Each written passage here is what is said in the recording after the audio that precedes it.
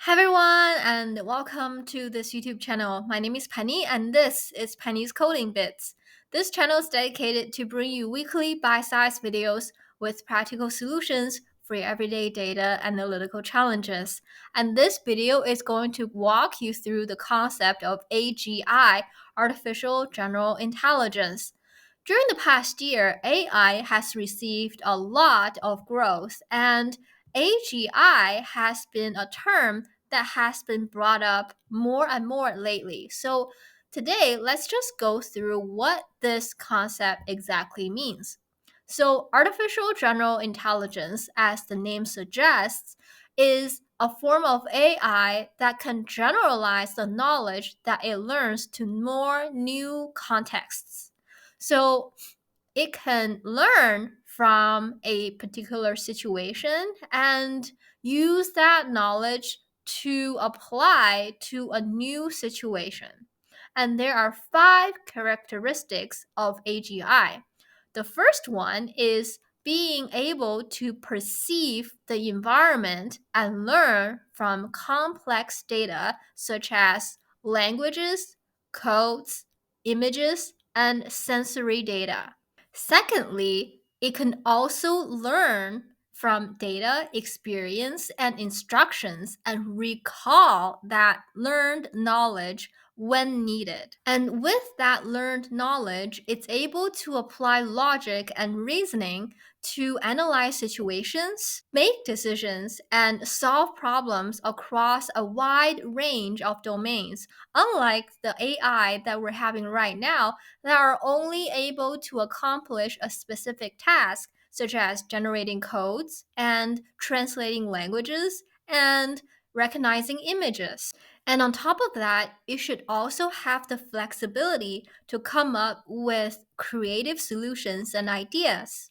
And most importantly, it should have some level of self awareness and set goals and plan and take initiative to achieve those goals and adjust strategies based on success or failure.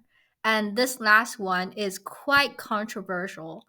And we will dig into this a bit further in the code example that follows. So, this is a pseudocode that lists out the basic algorithm of solving problems with AGI. So, let's just have a walk through this.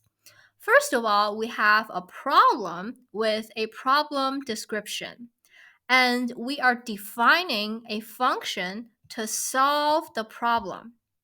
And we are solving the problem with the knowledge base by accessing the knowledge that tailors to the problem description.